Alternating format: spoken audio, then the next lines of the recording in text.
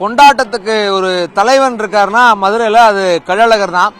கள்ளழகரை கொண்டாடுறதுக்கு நம்ம மக்களுக்கு சொல்லித்தர வேண்டியதில்லை. ஏன்னா பண்பாடு வழியா தலைமுறையா அப்படி கொண்டாடுறாங்க. முழுக்க நேர்மறையான பாசிட்டிவான கொண்டாட்டங்கள். அழகர் சித்திர திருவிழாக்கு வர்றாரு அப்படின்னா அவருடைய பயணத்துல ஒரு மாதிரி கொண்டாடுறாங்க. அவர் ஆடி பாடி தூக்கி கொண்டாடுறாங்க. ஆத்துக்குள்ள இறங்குறாருன்னா அப்படியே உச்சகட்டமா தண்ணியில வாரி இறைச்சு தண்ணியை பீச்சு கொண்டாடுறாங்க. இப்படி பல்வேறு விதமா அழகரை சித்திர திருவிழாவுடைய பயணத்துல கொண்டாடுற மக்கள் ஆடி திருவிழால அவருடைய இருப்பிடத்திலேயே அவரை கொண்டாட வந்துடுறாங்க. முதல்ல பயணத்துல கொண்டாடின மக்கள் ரெண்டாவதா இருப்பிடத்திலேயே அவரோட ஊர்லயே அவரோட இடத்திலேயே நடக்கக்கூடிய அந்த ஆடி தேரோட்ட விழாவுக்காக மிகப்பெரிய அளவுல கொண்டாட்டம் இங்க நடந்துட்டு இருக்குது. இங்க இதுல என்ன ஒரு ரொம்ப சுவாரஸ்யமான அம்சம்னா, கொண்டாடுறதுக்காக வரக்கூடிய மக்கள் நம்மெல்லாம் ஏதோ வகையில வருவோம், கார்ல வருவோம், பைக்ல வருவோம், பஸ்ல வருவோம். ஆனா இன்னமும் ஒரு மக்கள் மாடு வண்டி கட்டி அப்படியே ஊரா கிளம்பி வராங்க. 100க்கும் மேற்பட்ட மக்கள் வண்டி கட்டி வர்றாங்க. இன்னமும் நிறைய ஊர்கள் குறிப்பா காரைக்குடி பகுதியில் இருக்கக்கூடிய மக்கள் இன்னமும் எப்படி 4-5 தலைமுறைகளுக்கு மேலாக அப்படியே வண்டி கட்டி இன்னும் வந்துட்டு இருக்கிறாங்க. அவங்களுடைய அது ஒரு வகையான நேர்த்தி கடன் அப்படின்னு அவங்க சொன்னாலும் இதுக்குள்ள இருக்கக்கூடிய கொண்டாட்டம் ஒரு வகையில நம்மளெல்லாம் ஈர்க்கக்கூடிய வகையில இருக்குது. என்னன்னா இவங்க தேவையான சின்னஞ்சிறுசுங்க, குழந்தைங்க, பெரியவங்க, பெண்கள் எல்லாருமே அந்த மாட்டு வண்டில அப்படியே பொடிநடையா ஒரு 4 நாள் அப்படியே மெதுவான பயணம்.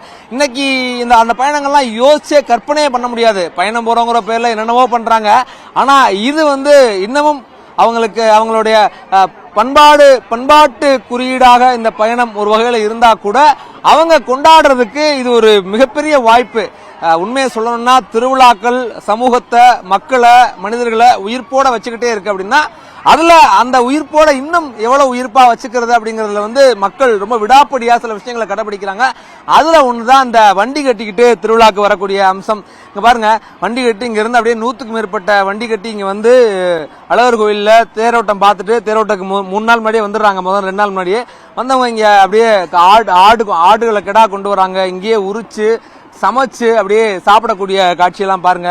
இதெல்லாம் ஒரு வாழ்க்கை. நம்ம இந்த ஆடித்திருவிழா அன்னைக்கு பாத்தீங்கன்னா நம்ம ஒரு 1000-2000 வருஷம் பின்னாட போன மாதிரி ஒரு சூழல். இங்க முழுக்க எங்க பார்த்தாலும் மக்கள் திரள், எல்லார் முகத்திலையும் சந்தோஷம், எல்லார்கிட்டையும் கொண்டாட்டம். அப்படி ஒரு மனநிலையில அவங்க பூரா ஆடு வெட்டி, அதுவும் கெடா வெட்டி கொண்டாடுறது. சாப்பாடுனா ஒரு ஃபுட்ல ஒரு செலிப்ரேஷன் இருக்கு அப்படின்னா அது நான்வெஜ், அதுலயும் கிடா வெட்டி சாப்பிட்டு இருந்து சந்தோஷமா போறதுங்கிறது ஒரு வகையான இந்த திருவிழாவினுடைய ரொம்ப முக்கியமான ஒரு அம்சம். பெரும்பாலும் இதெல்லாம் ஃபாலோ பண்றது ரொம்ப கஷ்டம். அதாவது மாட்டு வண்டியெல்லாம் இன்னைக்கும் கட்டி பராமரிச்சு 3 நாள் 4 நாள் அப்படியே பொடிநடையா அவங்க ஃபாலோ பண்றதெல்லாம் எல்லாருக்கும் அவ்வளவு ஈஸியா வர்றதில்ல. இவங்க இன்னமும் அதை ரொம்ப விடாப்பிடியா கடைபிடிக்கிறாங்க. நாங்க இதை செய்வோம், இதை விடவே மாட்டோம் கடைபிடிக்கலாம். உங்கள்கிட்ட பேசுவோம் அந்த மக்கள்கிட்டலாம். வணக்கம், எப்படி இருக்கீங்க? நல்லா இருக்கும். சரி, எந்த ஊர்ல இருந்து வரீங்க? எப்படி வந்தீங்க?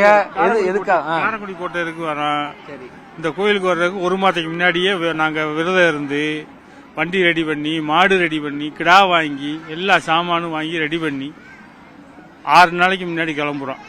எங்க ஊர்ல புதன்கிழமை மணிக்கு புதன்கிழமை கிளம்புனா நைட்டு சாப்பாடு திருப்பத்தூர். அங்கேருந்து சாப்பிட்டு ஒரு 1 மணி நேரம் ரெஸ்ட்.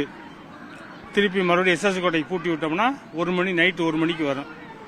நைட்டு அங்கே ஃபுல்லாக அவுத்துருவான். மக்கா நாள் சாயங்காலம் 3 மணிக்கு தான் பூட்டுவான். காலை சாப்பாடு மத்தியான சாப்பாடு அங்கே முடிச்சுட்டு நைட்டு சாப்பாடு மேலூர். 3 மணிக்கு பூட்டினா 6:30 மணிக்கு மேலூர் வந்துடும். 6:30 மணிக்கு வாங்கின சாமான்களை இங்கே கோயிலுக்கு வாங்குற சாமானை வாங்கிக்கிட்டு மேலூரில் சாப்பிட்டு 10-11 மணிக்கு பூட்டினோம்னா 1 மணிக்கு இங்கே வந்துடும்.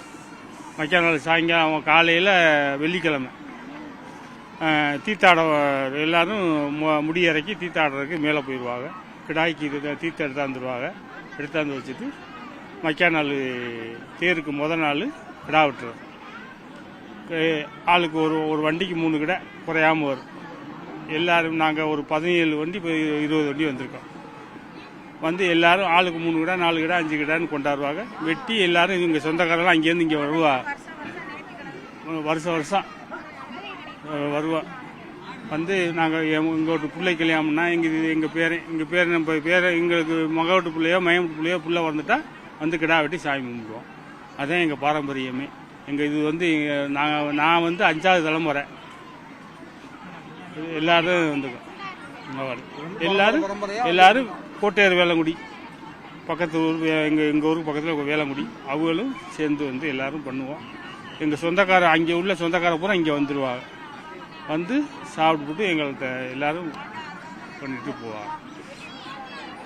என்ன இது பாப்பா, இது வந்து எப்படி உங்களுக்கு வந்து இன்னமும் இப்படி 3 நாள் 4 நாள்லாம் வண்டி கட்டிக்கிட்டு நம்ம எல்லாம் இப்ப ஆள ரொம்ப அசதியா நினைக்கிறாங்க, இப்படி போகணுமா, பயணம் போகணுமா, ஊர் ஏறி போகணுமான்னு.